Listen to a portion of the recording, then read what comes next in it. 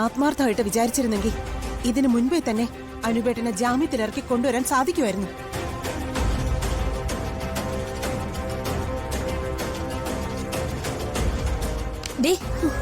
നീ എന്തൊക്കെയാ പറയുന്നത്?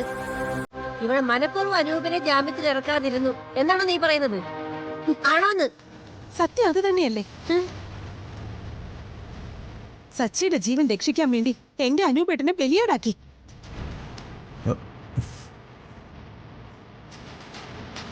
ഇത്രയും ദിവസം പോലീസ് സ്റ്റേഷനിൽ കിടന്നതും പിന്നെ ആ ഗുണ്ടകളിൽ നിന്ന് തല്ലി വാങ്ങിയതിനും എല്ലാത്തിനും കാരണം ഇവളാ.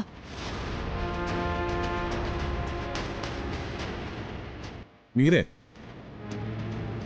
ദൈവദോഷം പറയരുത്. ഇവരെ നീ തെറ്റിദ്ധരിച്ചിരിക്കുക.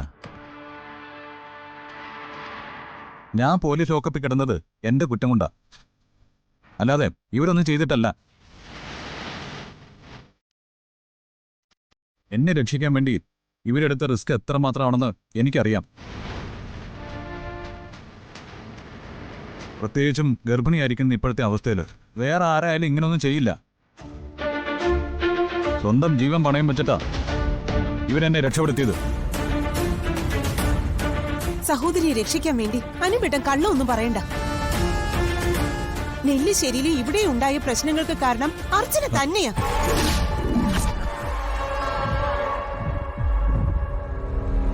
നീ എന്തിനാ മീര ഇവരെ ഇങ്ങനെ കുറ്റപ്പെടുത്തുന്നത്? ഇവരെന്ത് ചെയ്തിട്ടാ? ആ പെണ്ണ് മരിച്ചത് അനൂപിന്റെ വണ്ടി ഇടിച്ചിട്ടല്ലേ? അതിന് നീ എന്തിനാണ് ഇവരെ കുറ്റപ്പെടുത്തുന്നത്?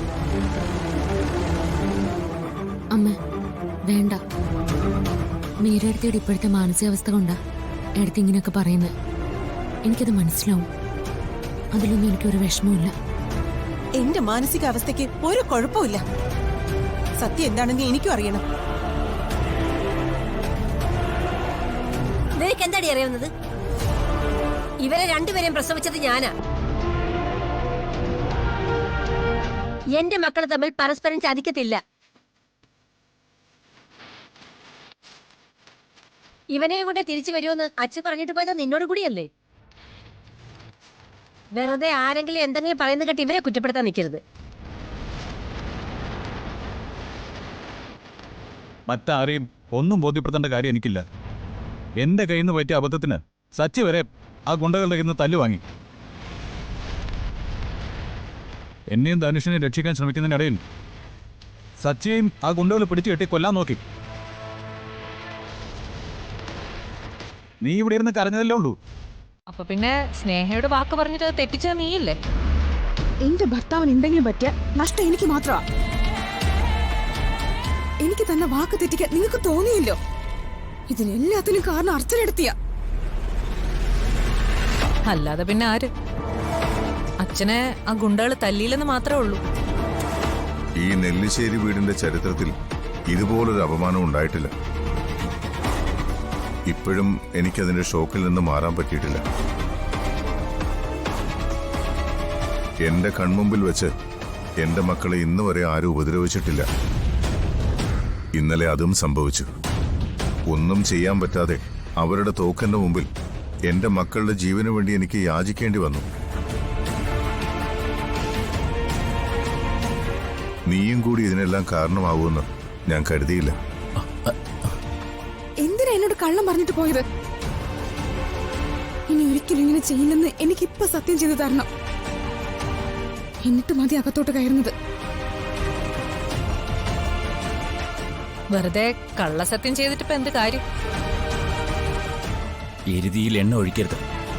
ഓരോന്ന് പറയുമ്പോ പലതും ഓർമ്മ വേണം.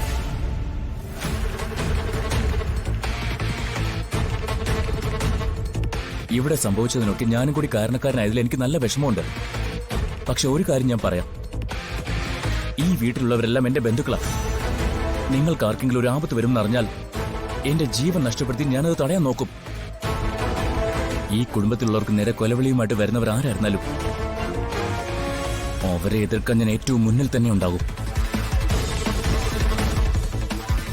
സ്നേഹയോട് കള്ളം പറഞ്ഞെന്നുള്ളത് സത്യമാ.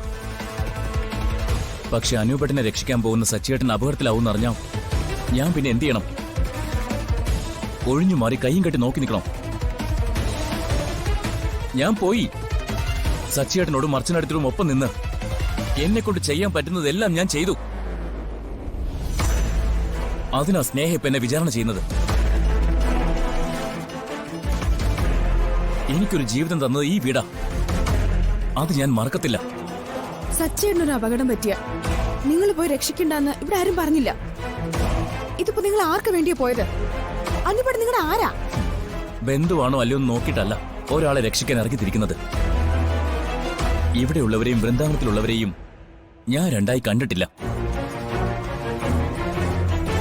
സച്ചേട്ടന്റെ ബന്ധുക്കൾ എന്റെയും ബന്ധുക്കളാ. അങ്ങനെ കണ്ടിട്ടുള്ളൂ. എന്നാ ഇനി അങ്ങനെ കാണണ്ട.